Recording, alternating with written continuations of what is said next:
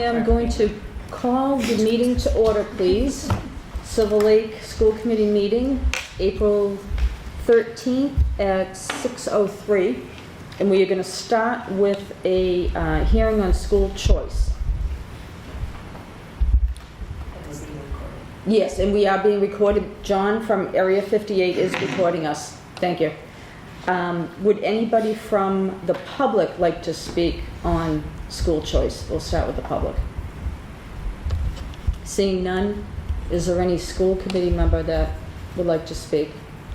I think it would be in the best interest of the students of our three communities not to enter into school choice, chiefly due to the class sizes that we currently have with the students from our three towns already.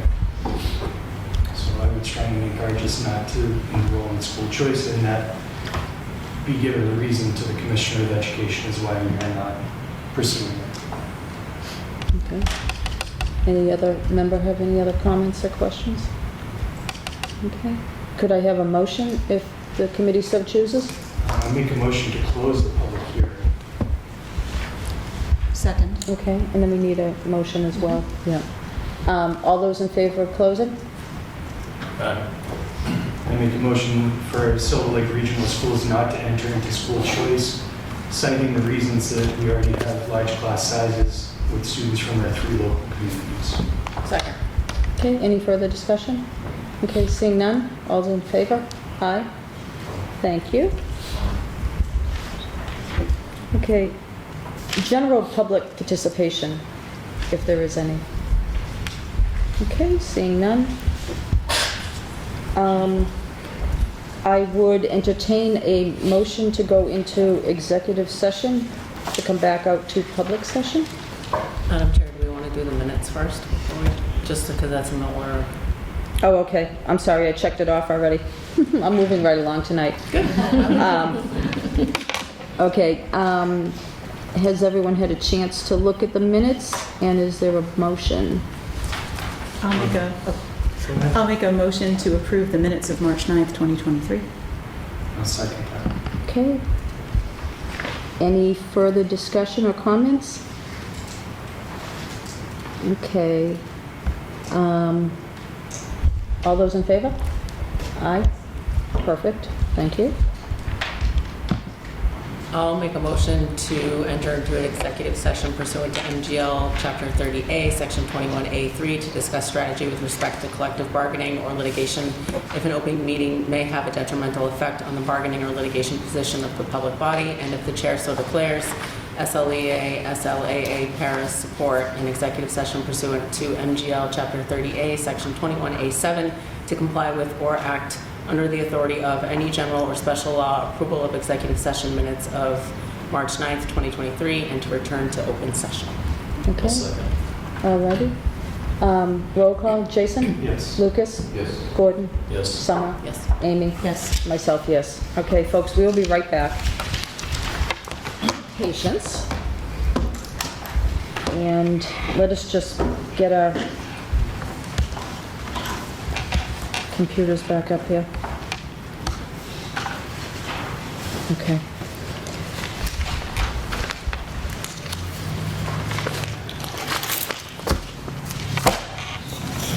All righty.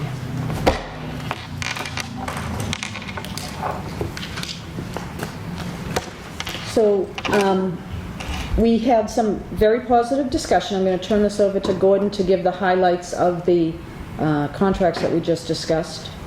And with that being said, Okay, so the negotiations subcommittee has met extensively with the SLEA bargaining committee, and in the course of that, both sides have agreed on the parameters of contracts for both our paraprofessionals and for our teachers.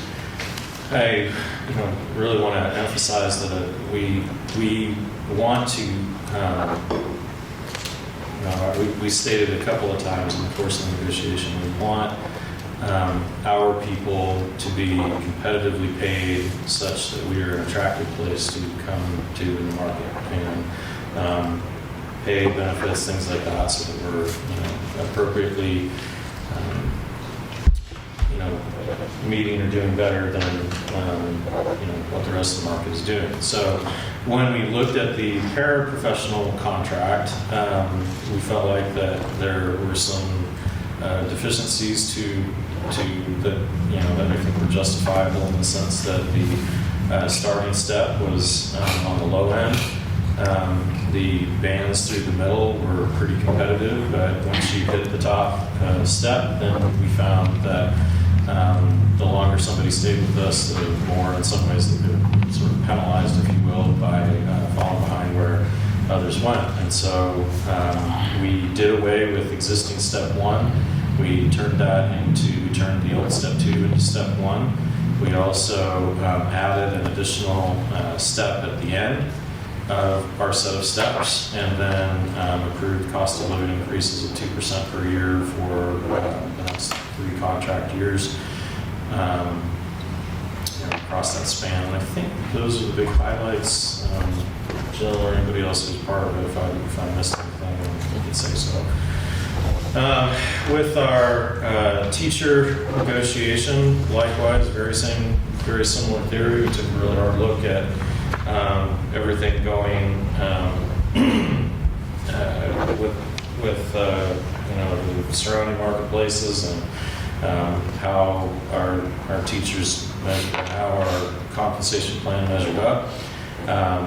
Ultimately, we agreed on, I think the big parameters are that we have a 3.25% increase for cost of living in year 1, a 3% increase for cost of living in year 2, and a 2.75% cost of living increase in year 3.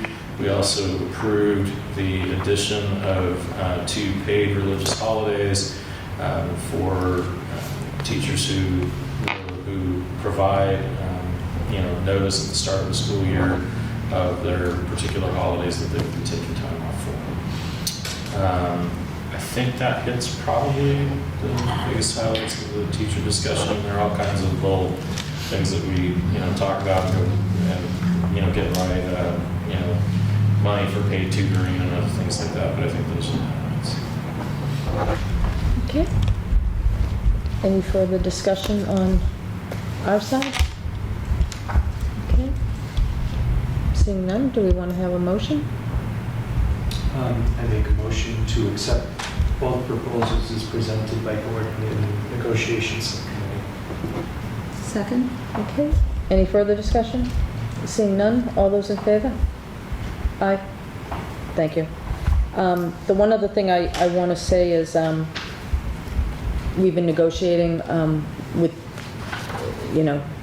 for quite some time now, first with the paras and then the addition of the teachers.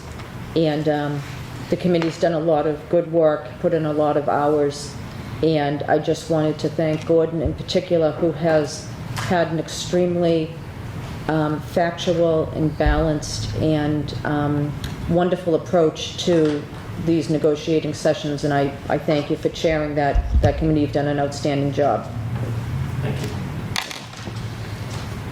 The other thing I would just say is negotiating with the SLEA, I thought the SLEA brought a wonderful breadth of members to the table to give varying perspectives, and I know I'm not the only one who appreciated the knowledge and the comments and the color they added to a lot of the discussion. I just wanted to share that as well. Really great mix of changes. Thank you. On both sides. Thank you guys. Thank you. Moving on to principals' reports. And we will start with Becky. Hi, everyone. Thanks again for having me. I want to thank you, first of all, for that additional world language teacher. It's absolutely helped the schedule, and we're already looking at 220 kids that would like to take world language in 8th grade, and all 7th graders would have exposure as well, which is pretty amazing. We're interviewing right now for that position, so thank you again. I'm here tonight to talk about the handbook. I looked at Michaela's handbook, the high school's handbook, and really liked the format of it. So I first want to thank the student council who participated in giving feedback, the school council, Keith Sexton from Plympton, Melissa Williams from Halifax, Jen Mathias from Kingston, and of course, my assistant principal, Dawn Rothmich, along the review by our school attorney. And if I showed you the track changes document, you wouldn't be able to find your way through it because the old handbook was in 2 columns, and I reformatted it much to look like the high school handbook with some categories, and all formatted in one 8.5 by 11, as we usually read most documents. So I'm just going to take you through the major changes. Everything that has been changed is highlighted, or if it was added by our legal team, then it's in red. The minor changes, for example, we have language around vape pens, but the old language was vapor pipes. It was in what? The old language was vapor pipes. So I'm not going to go through all of those, like e-cigarettes changes that I updated, but I will go through the larger ones. And the first one, for example, in the old handbook on page 17 and 18, which you have access to, it talked a lot about the dress code being gender specific, talking about cleavage, blouses or shirts that were transparent, or having bare midriffs or strapless or backless clothing. And in the revised handbook, we spent a lot of time on this with students and school council. We talked about in general that, the dress code should eliminate disturbances, minimize distractions, and also talk about the ability for kids to still be creative, but to be, have to be what I call, we're in a professional learning environment, so you should all be ready to learn, and clothing shouldn't be distracting. And you can look at those details on page 55.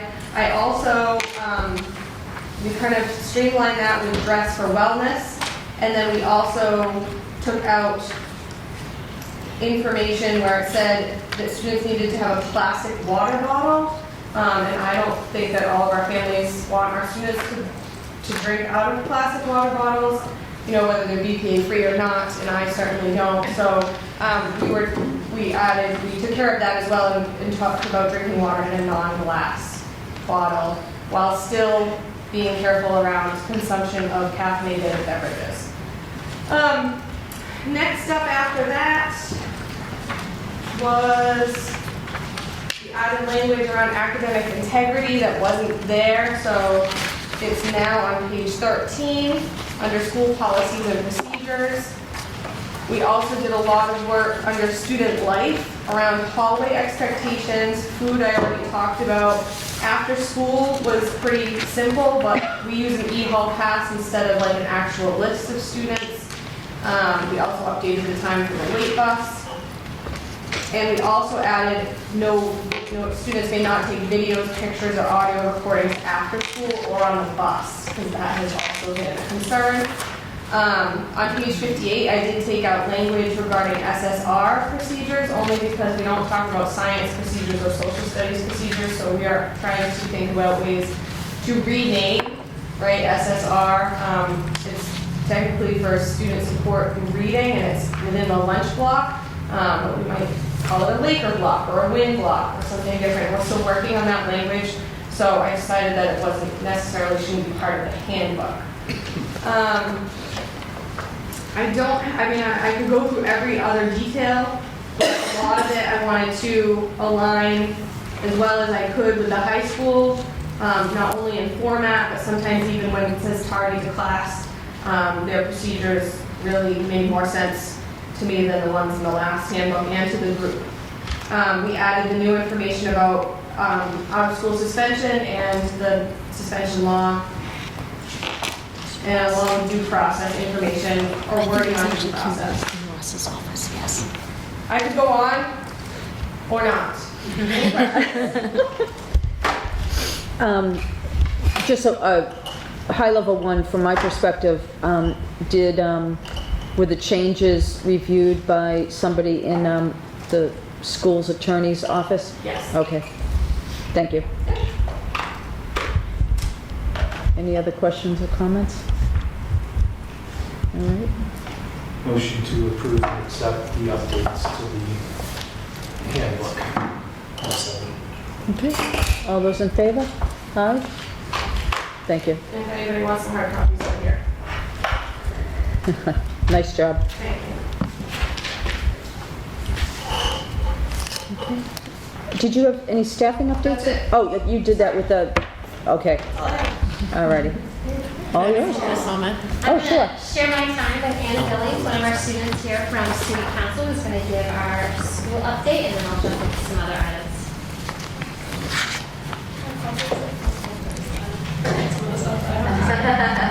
So a few of my classmates may know that people attended the NAC conference, which is a statewide student council conference, where me, Ariana Widowwood, Sophia Copper with the Commonwealth Award for service to our school and community.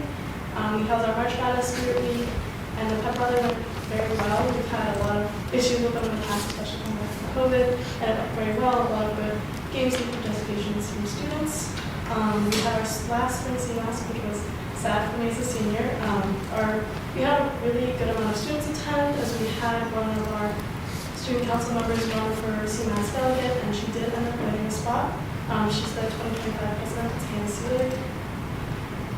Me, Wilson's, Ariana Whittemore, Sophia Cobb, and Zoe Falconbush were recognized for our outstanding participation in student council at the regional level as seniors, and our advisor, Mr. Freeman, was recognized for his 25 years as the student council advisor.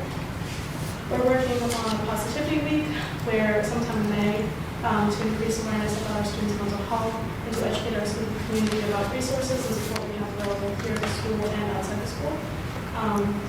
We've talked to our council and our people to come up with ideas for elections, and after vacation, we begin our process for our 2023 to 2024 student council meetings. Oh, thank you. You folks are very busy. Any questions or anything? Thank you very much. We're wrapping up our rehearsals. Our show dates are the 26th and 27th of May. It's Chicago, if you don't know, but I have to see them there. That's a great choice. Thank you. Michaela, I just wanted, Summer, you had a question? No, it wasn't a question. I was just going to make a comment after Ms. Cowitz's comment about the foreign language, the world language instructor. So I thought it was funny that last week I'm talking to my son who's in the middle school, and he asked me why they don't have sign language as a language option. And I was like, why didn't you ask me this question 2 months ago? And I could have brought it up, but yeah. Yeah. I thought that was interesting because it never crossed my mind, and then he brought it to my attention. Yeah, it's food for thought, actually. And 2 students came to me today to start a club. About sign language? Yeah, he told me that was part of his That's so project. Yeah, so it's interesting.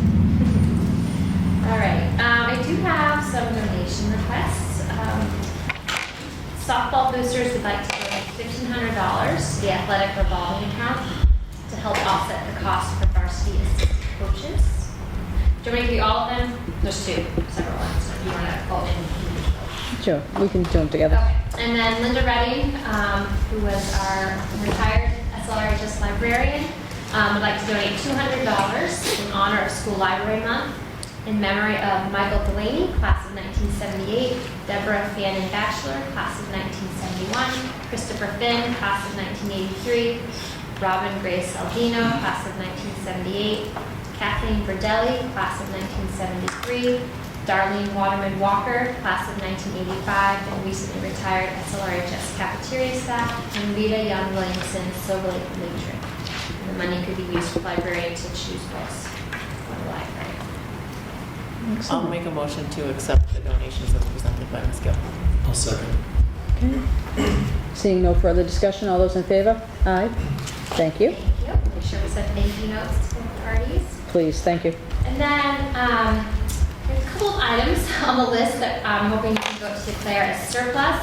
As you know, our tennis courts are in the process of being redone. So we have 5 old worn court nets and 10 posts that we would like to get rid of.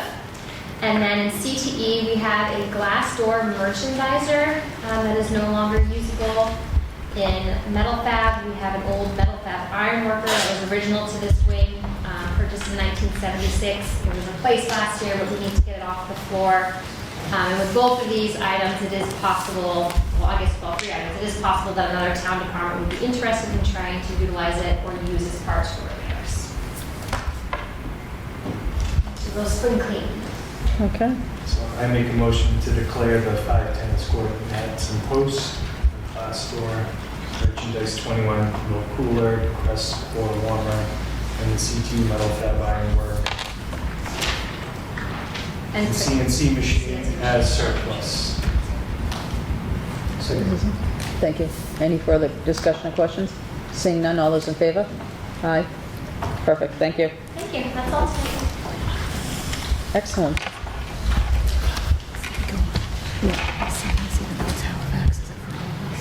Let me check with Christine. Yeah, let me check with Christine on that one. Christine? Thank you. I saw we had a pretty full agenda, so we have a brief few folks. I just wanted to bring up a couple of highlights, things that have happened since last time that are here on the financial. I didn't want to mention that we have deficits throughout the budget just because that's the way the world works. It just doesn't go as we had hoped it would go as we planned. Most of those will be absorbed within their categories. Some of them are just incidental amounts like within technology, but that will be absorbed in the budget, and the technology department is living within the confines of that total budget. The couple of areas that I did want to bring to your attention were homeless transportation, which is, we haven't had significant issues with that in a while, but this year that area has really jumped up for us. That is on the bottom of page 3 of the detail. Both the middle school and the high school have hit a deficit situation. Keep in mind that we will receive reimbursement, and it's expected it could be up to 100% reimbursement, but it's in the following year. So when we started this year having the deficit, in the following year we would have the funds coming in. And then also on, let's see, page 4, I think it's under food service, you'll see there's a deficit, and that is the food service director's salary. What has happened, we have not billed the towns yet. She is paid solely out of Silver Lake, and then we charge Halifax and Kingston based on the enrollments to cover part of her salary. So that'll be happening within the next month or so, and then you'll see that deficit will go away because we'll cover the balance of her salary with funds from the other towns. That's it for right now, unless there are any other questions. Motion to accept Christine's financial report. Second. All those in favor? Aye. Thank you. Thank you, Christine. Did you have a question on warrant? Was there a question on warrant? Yes, so the warrant that's for Halifax, do non-Halifax residents also sign it? Everybody signs it. What that is that's for the school resource officer at the middle school that's shared between Halifax and Plympton. And they ask that they receive a warrant from the school, from the Silver Lake Regional School Committee as their authorization to approve, because we requested that on the article and they want us to approve the warrant. So everybody signed. Thank you. You're welcome. All righty. Ryan? Thank you. I'd just like to provide a quick update about our district progress toward our 70% students meeting or exceeding expectations, which is our student learning goal. On March 2nd, for the second time this year, Principal Gill and Principal Couette shared the student learning data about the progress being made towards this goal. Principal Gill and Principal Couette both presented data from standardized measures, grades, and attendance to show the growth of our students from September to March. Analyzing this data helps to ensure students are making progress and to propose any additional interventions that may be needed. As a follow-up, and to build our instructional leadership capacity at the secondary level, we partnered with Research for Better Teaching and Dr. Durkin this past Tuesday, April 11th, to run a follow-up session for curriculum coordinators and our assistant principals. So we're grateful for the leadership of our principals, not only in running our buildings, but also continuing to advance student learning and focusing on the core mission of our middle school and high school, which is student growth and student achievement. So that's just a quick update on curriculum, instruction, and assessment. Okay. Any questions, comments? All righty, wonderful. Thank you. On to our superintendent. So the first item I'd like to ask you to consider is an amendment to the originally voted calendar. After the calendar was voted, we were asked to consider moving our professional development day from February 26th to March 5th because of the election. And as you know, some of our schools serve as voting sites, and it's very difficult to have students in the schools on days when voting is taking place. So I would ask for the committee to consider a vote to amend the calendar and to make March 5th, in order to accommodate the election, our professional development day for the winter. Motion to accept the amendment is presented by the superintendent to the school calendar. Second. Okay, any further discussion? Okay, seeing none, all those, oh, did you have a question with this? Oh, sorry. All those in favor? Thank you. So the next item, Elliot Glass and I were contacted by the Department of Education. Apparently, they had been contacted by Pembroke schools concerned that perhaps once again Pembroke students would not be able to attend and participate in our CTE program. So we explained to them the expectations surrounding enrollment and the priority given to our students as per our policy and state expectations. At that point, Cliff Chang from DESE told us that we could pursue a waiver on behalf of Pembroke for the commissioner to consider. My personal concern with this is that by pursuing a waiver and saying that we would allow X number of students in Pembroke, we may be preventing, in fact, we know that there is more interest than spots in CTE for Silver Lake students. But nonetheless, we wanted to present that opportunity for the school committee to consider. We have had a long-standing positive relationship with Pembroke, and when we've had openings, we have been able to allow Pembroke students to participate in our program. But Elliot had contacted me today and says that he is ready to reach out to Pembroke and let them know that once again we will not have any openings for the following school year. I've asked him to hold until we've had the opportunity to share with you that DESE did contact us, even though we had already met with them in the fall where they said there were no waivers, so it was interesting. I have no interest as a single member of this committee in pursuing any legal binding document with another school district that would preclude a single student from one of our 3 communities from a spot in our CTE program. So, as a member of the subcommittee, I do feel for the students of Pembroke, and they were part of the region. That's when South Shore Technical School was putting themselves together, so they missed that opportunity. But they consciously walked away from the region, knowing that the ramifications could be detrimental for their students. And the kids who stayed, the towns that stayed, I believe those seats belong to our students, first and foremost. I echo your thoughts on this. I think it's extremely exciting, the interest our own students have in the program. And this year it's been an overwhelming show of interest, so I wouldn't want to impact that at all. I'd like to see the Silver Lake students in our program before any outside students as well. Again, speaking as one member of the committee. Speaking as yet another member from the third town, I think 2 things worth noting. Last year when I was running for this position, that was the question I got from pretty much anybody who didn't already know me. How do you feel about CTE? Like, everybody wanted to know that I was in support of our CTE program. I think it's also worth mentioning, I don't know how many other people have been following what's going on in Pembroke. They are currently exploring joining South Shore VOTEC. They had a meeting on it a week or 2 ago, and I know there's a lot of support in the town for that. So I think they're probably just casting a wide net, but our responsibility is to our students. Okay. So I don't see any interest in pursuing such a waiver. Thank you, I appreciate that. Okay, Thank you. and that's it for me, unless you have any questions for me. Wow, no, I think we're good. Alrighty, old business. In your materials provided electronically this evening, I asked Karen to share our original regional agreement, which I'm sure most people have someplace, and our most recent version, going back and forth with DESE. I think we're on version number 4 now.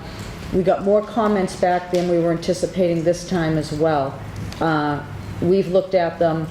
Russ is going to address them and send a response by the end of next week, and then we will be meeting with Desi again the end of this month. Hopefully, we're coming to a conclusion on the version, but I just thought it would be interesting for everybody to see when you have a chance to look at it. It truly is a rewrite. I mean, it truly, truly is a rewrite of the document. And again, it's an extremely aged document, but I just wanted to put everybody on the same page as myself and Jill and Russ on that. So perhaps the next school committee meeting, we may have a version that would be something we could review and vote on. So, and then put to the towns when we can.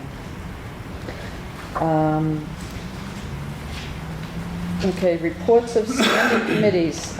Silver Lake Educational Association. I just want to echo Paula's sentiments and thank everybody for their work through the negotiations process. I don't think it's ever an easy process, but I feel like it went smoother this time for all involved, and I know it was hard with like a new union forming. There's difficulties in that with the paraprofessionals. But I think on both sides, like, I feel kind of proud of how the process went, and we've heard good feedback from the people on our side of it, so just thank you to everybody for your participation. Thank you. Okay, administrative review. So Karen sent out an email to all school committee members from the 4 school committees with Jill's goals and updates and evidence towards her goals and the evaluations. They are due back to Karen and myself by April 28th. We've already received 2, so there's been a few people who got right through it and submitted, so thank you to those 2 members. On Thursday, May 4th, the admin review committee will be meeting here at 6 p.m. and we'll be going over all the individual evaluations, and they will be giving me direction for writing the consensus evaluation. And Wednesday, May 10th at 6, we will have a joint committee meeting of Union 31 and the Silver Lake Regional School Committee to discuss the evaluation and to vote the consensus evaluation. So the big dates there again are the evaluations are due back to Karen by April 28th, and admin review will be meeting on May 4th at 6 p.m. here, and that is a public meeting. And then we will be having the joint meeting between Union 31 and the Silver Lake Regional School Committee on Wednesday, May 10th at 6 p.m. To discuss and vote the consensus evaluation. If there's any questions, this is an awesome time to ask since we're in public session. I would just encourage everybody to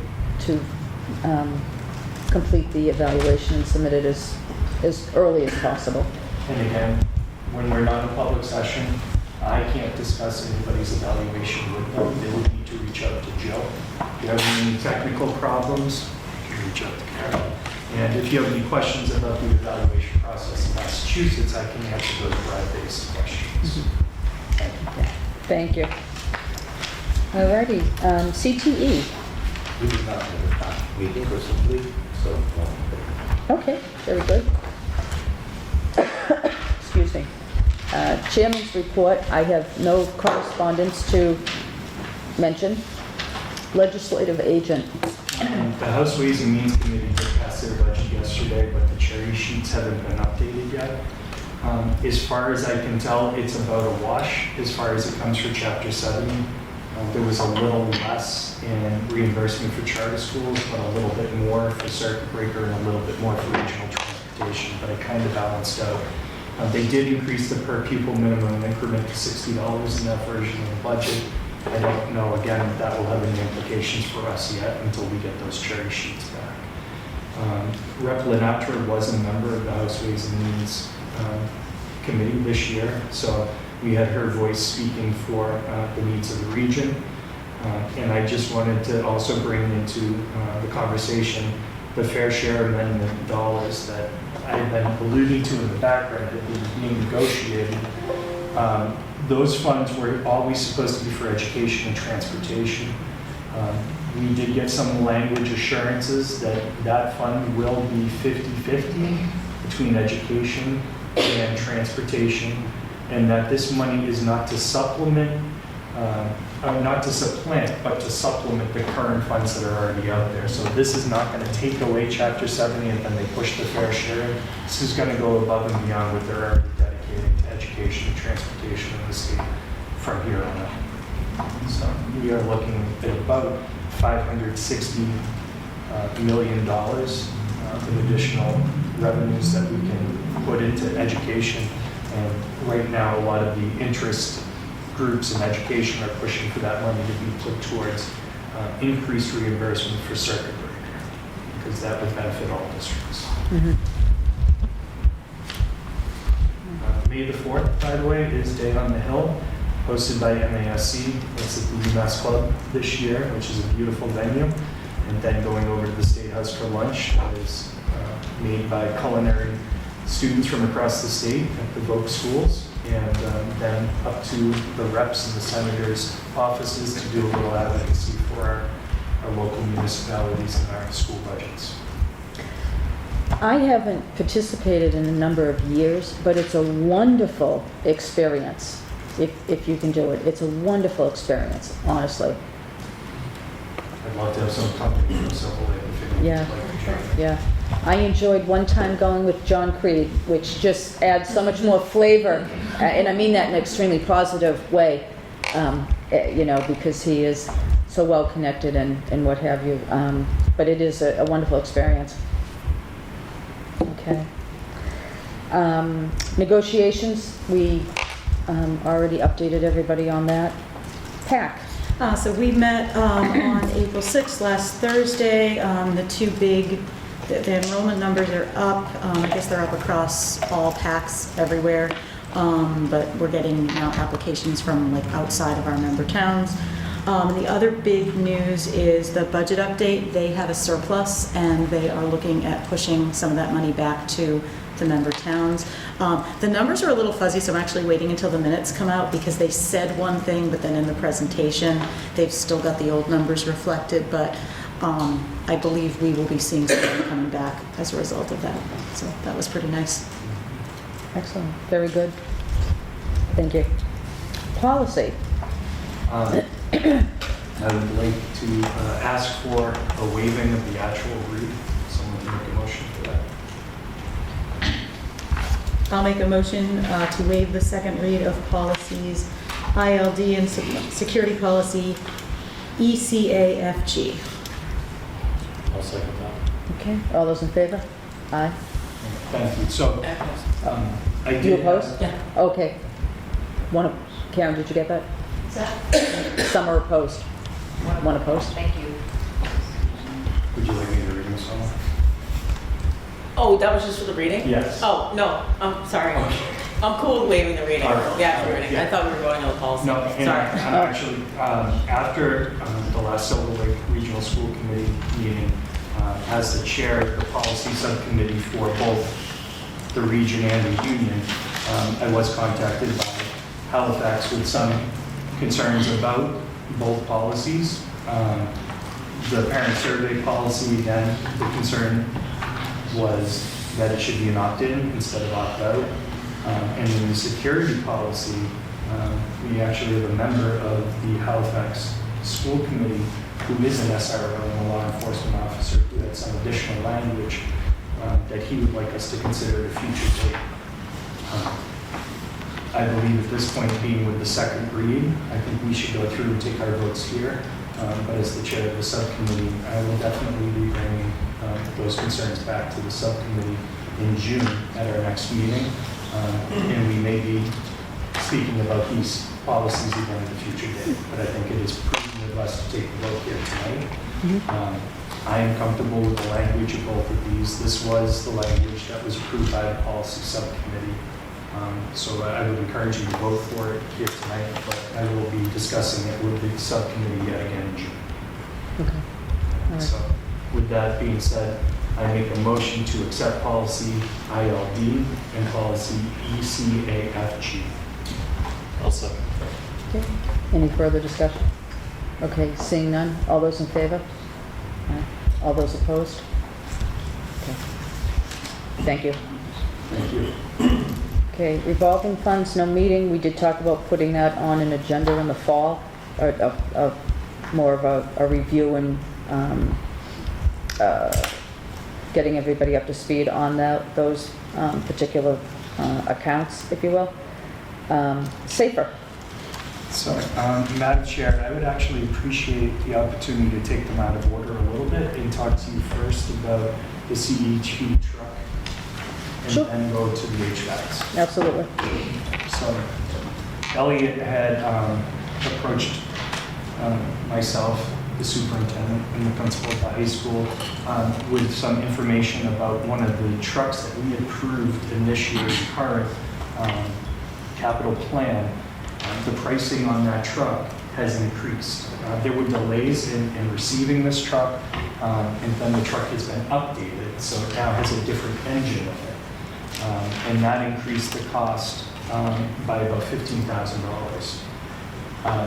Elliot does have some savings within some of his requests also in this current year's capital plan, putting off the replacement of an air compressor.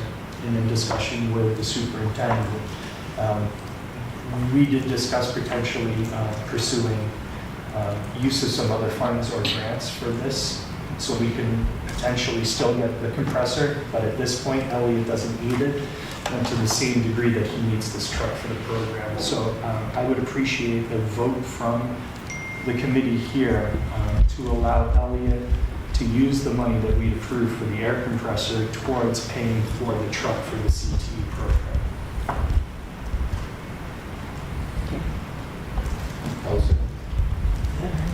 Any further discussion or questions on that? Seeing none, all those in favor? Excellent, thank you. Thank you very much. So at our last meeting where we passed the budget, we also passed our capital plan, and we passed on to the towns articles for 2 HVAC units, which we had taken out of the capital plan and were going to set aside as separate warrant articles. As presented on the capital plan when we were reviewing it as a subcommittee and as we were reviewing it as a full school committee, the number was $300,000. Unfortunately, we were up against a time crunch getting our warrants in, especially with the town meeting timeline for Kingston. And the day after our school committee meeting, I did have a discussion with Matt Durkee, who informed me that his verbal quote had now become a written quote, which is the benchmark by which we use to create our articles. And unfortunately, the number was dramatically larger than the verbal quote that had been gotten previously. The number went from $300,000 to $650,000.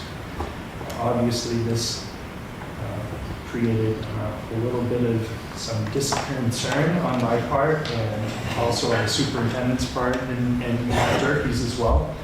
And we've looked into the issue, and we realized that this was one of the items that has been pushed down by the subcommittee year after year as we struggle with $1 million plus capital plans, and knowing the towns can usually only support something around $500,000 to $700,000.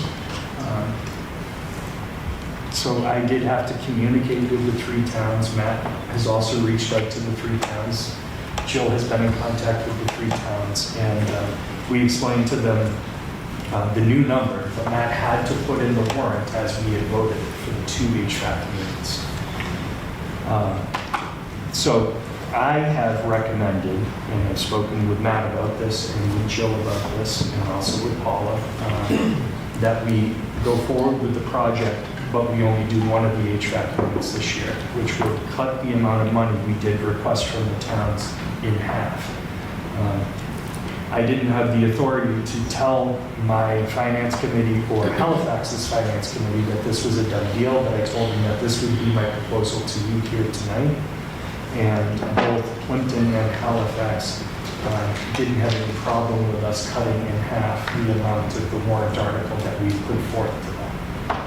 Ironically enough, when Paula went to Kingston, They had not put it forth as a warrant article, but they instead were going to utilize ARPA funds for their portion of that bill, which does not create any complication as long as we have the funds from the 3 towns to do the one project. We can still go forward with it this year. So my request here tonight is to ask us to only authorize the one HVAC unit, which will be about $325,000.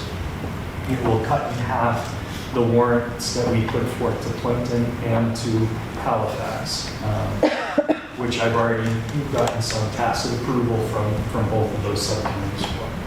So that's what I'm asking for. And Jason, can I just ask, of the 2 projects, I think I heard the cafeteria is the more pressing, perhaps. Yeah, so these 2 major units are not the classroom units that the ARPA project is currently being utilized for. So the 3 towns have been working very closely with Matt, with Jill, and I'll give Chris Eklund the grace here because he was the chair of Safety Facilities Fees and Revenues when this whole project was put together. We are putting air conditioning HVAC units into the classroom spaces here at Silver Lake, but these 2 units are for the cafeteria and the other one's for the auditorium. So Matt said that the cafeteria is mission critical. If that HVAC unit goes out mid-year with the temperatures created by the kitchen and the warmth that we get sometimes just from the solar heating coming in those windows, it would pose a substantial problem to the function of the school. So that is the HVAC unit we would be going for. Obviously, if the one over the auditorium breaks in the middle of the year, we'd have to go to the towns and talk to them about how to address that issue because that would be a major capital outlay on our behalf. But they're well aware of the current situation. They understand where we came up with our original number and what happened, and they're still willing to be good partners in this with us and put it forth to their town meetings. So, Is the intent to go back to the towns next year for the second unit? So I think that's something that Safety Fees, Facilities and Revenue is going to have to look at and see if maybe there's alternative ways to address this HVAC unit, but we're going to have to do it in an open and transparent way, considering what happened with the article we put forth to the towns. They're going to just want to be updated on how we take care of that second unit, regardless of how we do it. Because now they know it is definitely something that we have our eyes on. Now they're concerned about it as well, because of the price tag attached. any other questions or concerns? Seeing none, if it's the will of the committee to make a motion. So I make a motion that we move forward with one HVAC unit instead of the 2 that we had originally agreed upon. I'll second. Okay, any further discussion? Seeing none, all those in favor? Aye. Very good. Thank you, everyone. Appreciate Thank it. you. Treasurer's report.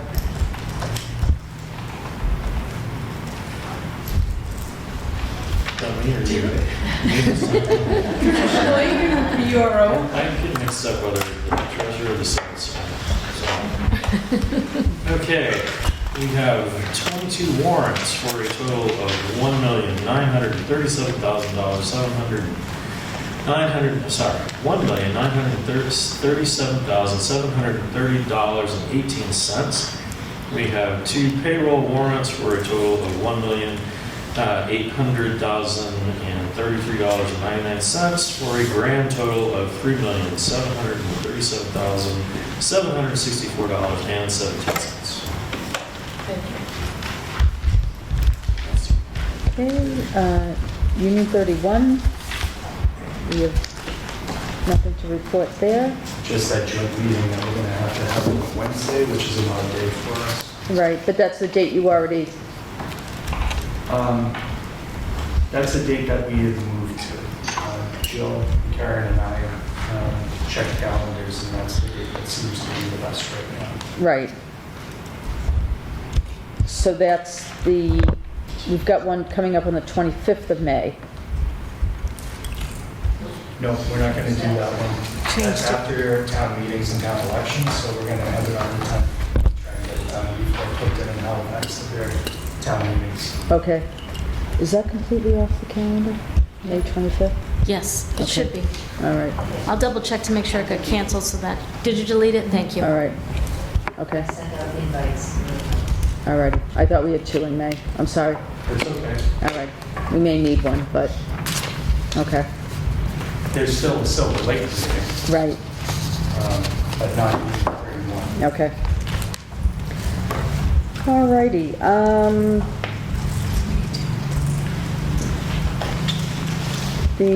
I think we're all set. Approval of, you've got all your warrants back. I'm going to hand this way. All right, dates to keep in mind, spring break next week, which is very exciting for 2 members of our committee. And then the next Silver Lake meeting, May 18th. And everybody remember their town meetings. Everybody remember to attend. With that said, I think we could have a motion to adjourn. I'll motion to adjourn. Second? Yeah. All right, all those in favor? Aye. Thank you.